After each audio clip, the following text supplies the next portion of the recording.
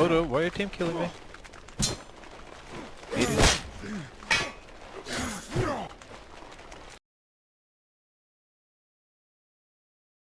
Well, we've never been overly happy with it. It was always kind of a temporary solution.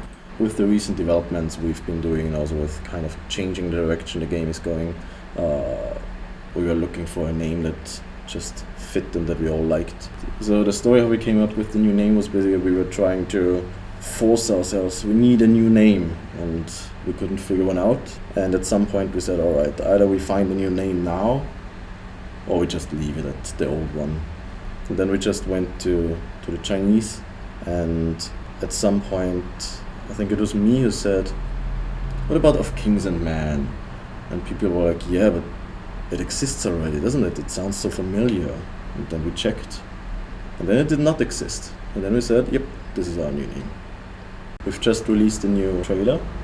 You can click on it if you're getting tired of listening to me.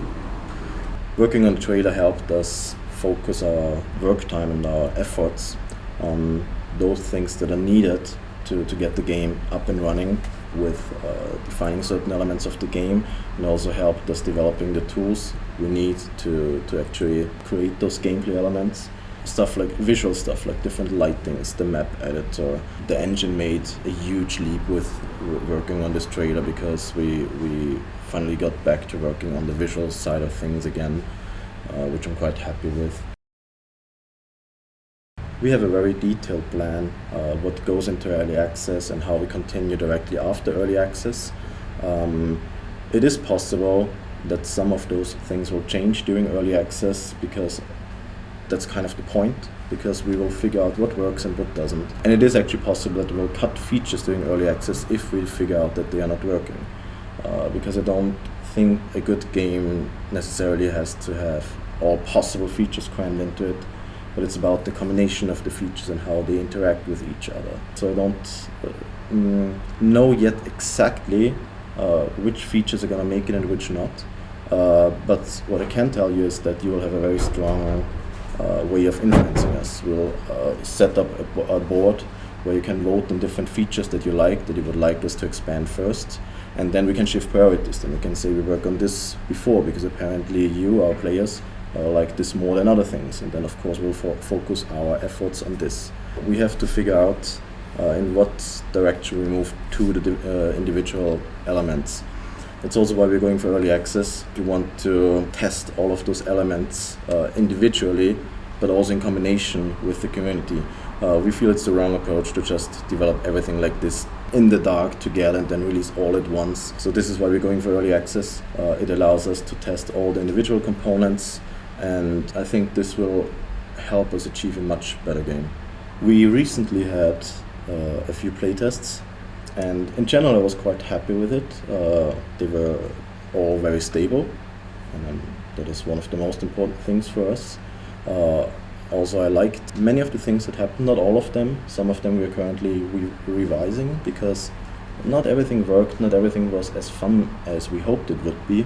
So we're kind of working and reiterating on that, as we will always continue to do. But in general I would say our playtests were a huge success.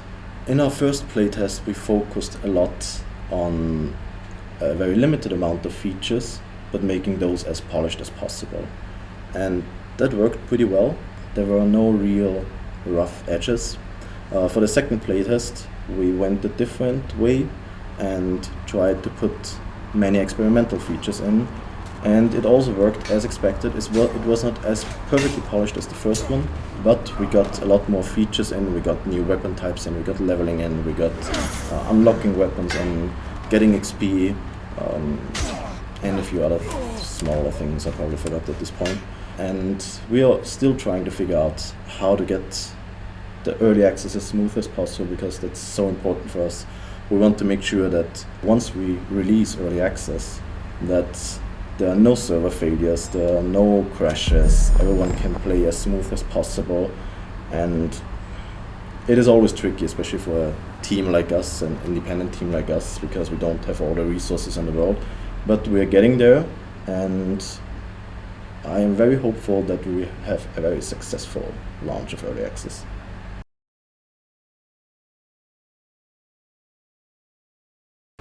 Well, we changed it more or less completely. We still have stances, but now they have completely different meaning. Let's call it this way. You can change between stances fluently. Being in stance allows you to deal attack from certain direction and also block any incoming attacks from that direction. We still have physical block in, so you can just block attacks not while being in correct stance, but also just by connecting your weapon to weapon of attacker. Also, it can sound complicated. In fact, it is very simple, and you don't really need to remember about all these stances while playing. You just need to select right direction.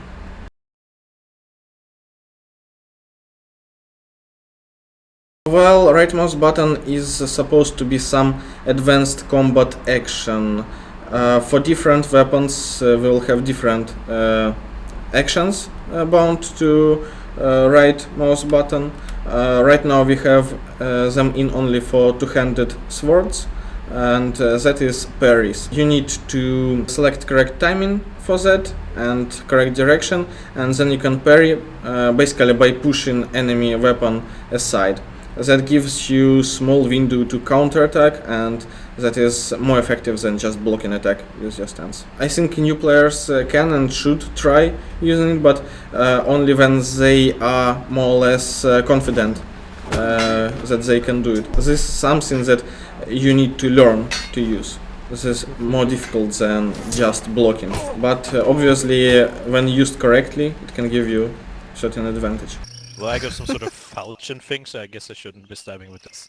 I've got a stick with a nail. I'm gonna own everybody. These other guys have That's armor. some heavily equipped armor. I'm a heavily equipped weapon you got there. You can fast really fast with it. Just spin it like crazy.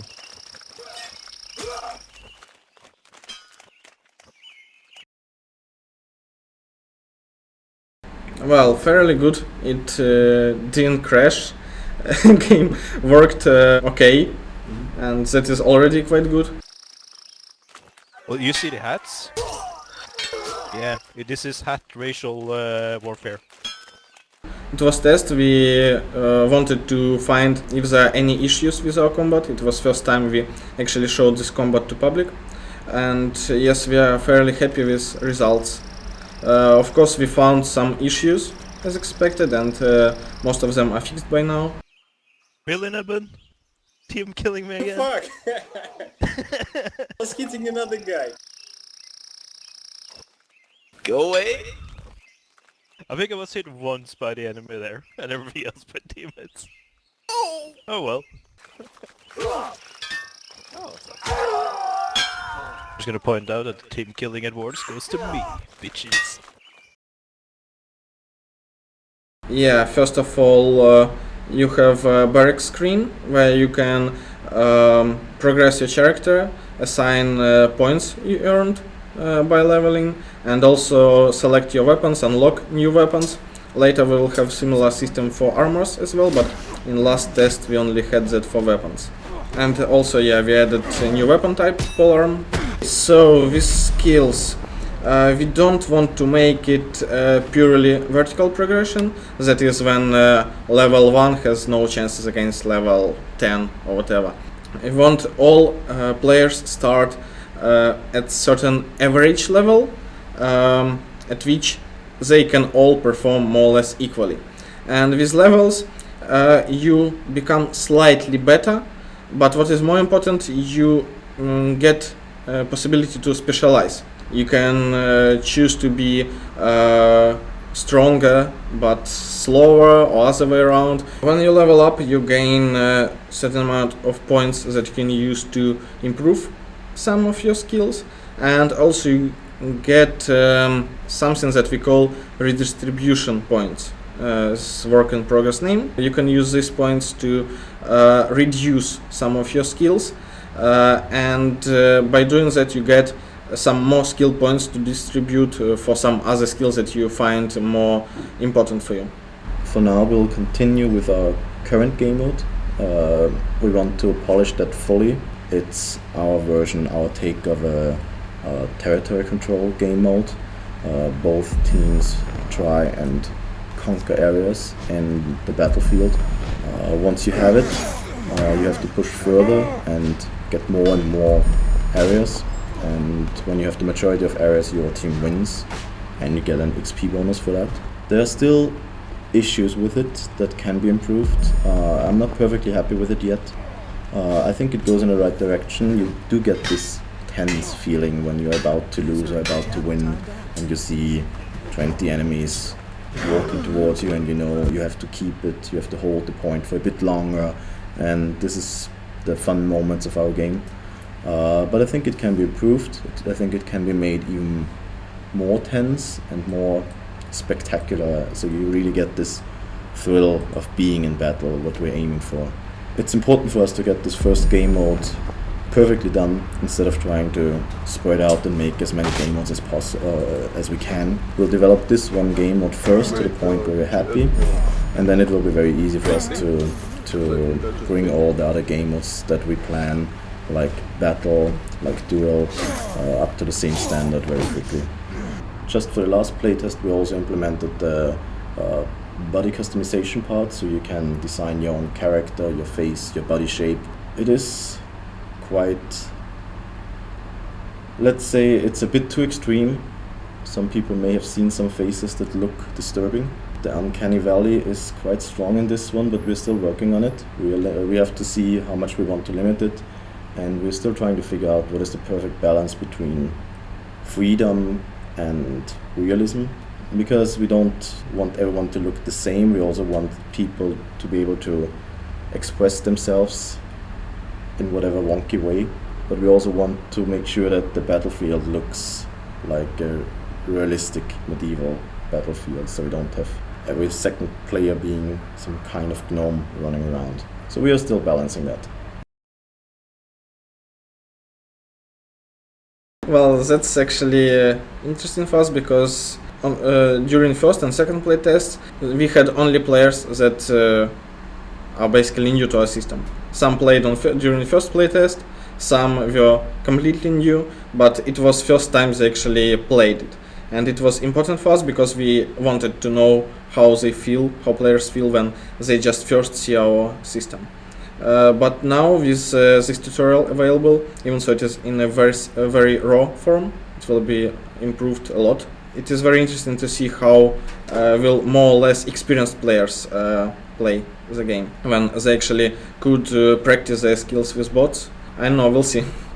One thing I noticed in our last playtests, and that was actually exactly as I imagined it would be, was that people who come from the CRPG mod had initially some kind of trouble adjusting to it.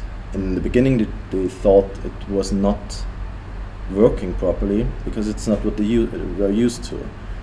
On the other hand, players who come without any kind of background in medieval fighting games had very little trouble adjusting to the system, because once you get into it, or if you go into it with an open mind, it's a very natural or instinctive way of controlling your weapon and your sword and your shield, and it's just when you're used to a different kind of system, then it might be trickier for you, which is ironic because you would assume that someone who plays more medieval games has less trouble getting into it, but actually it's possibly the opposite.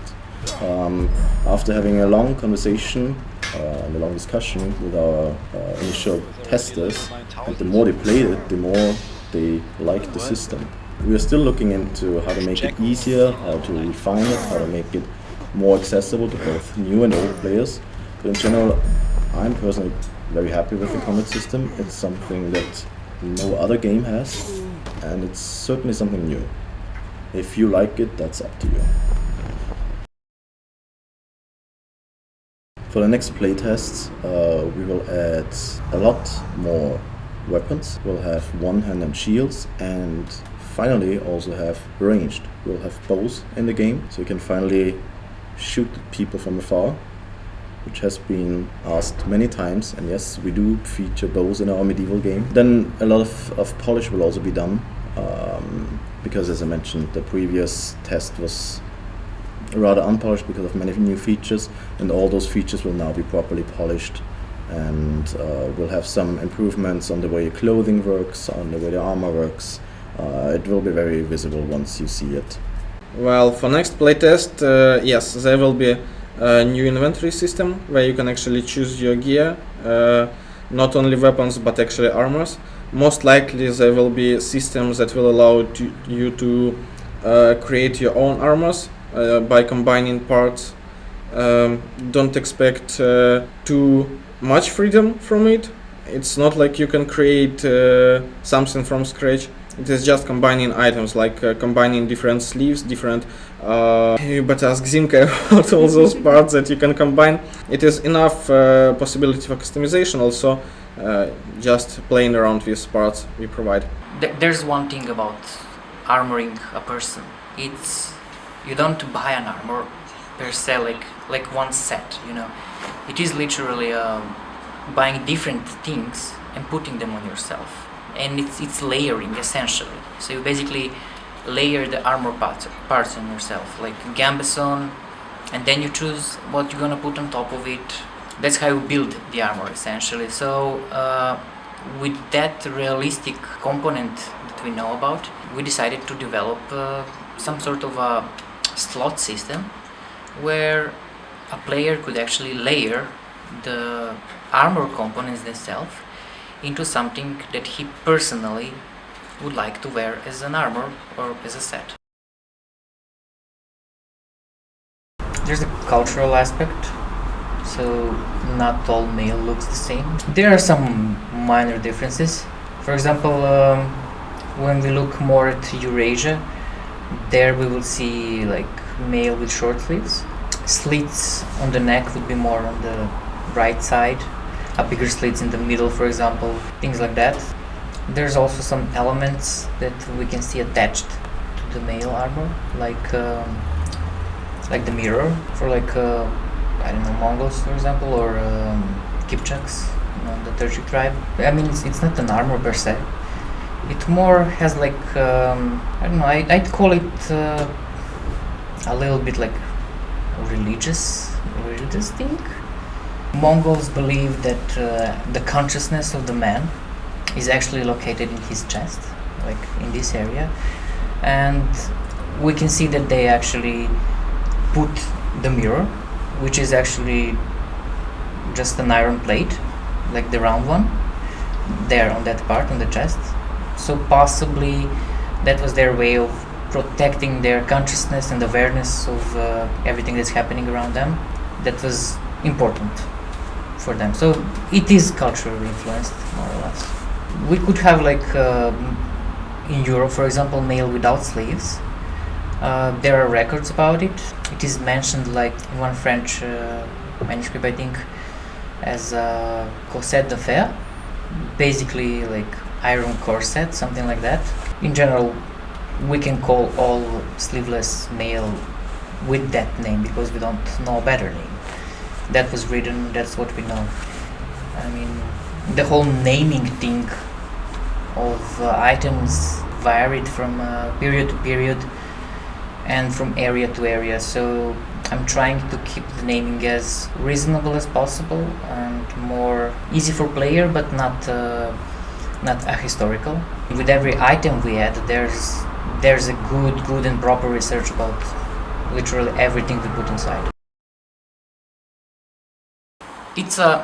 It was always a hot debate among in the circle of historians, but from my perspective, I can say yes, there was some sort of a leather armor.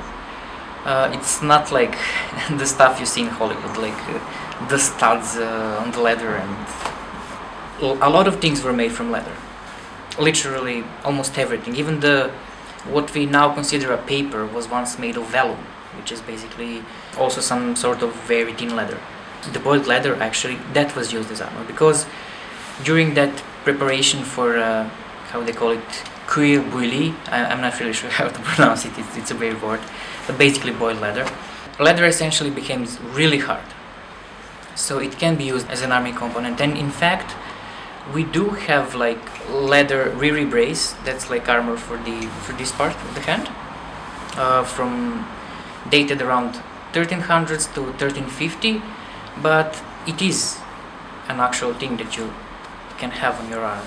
Now, is it like just decorative?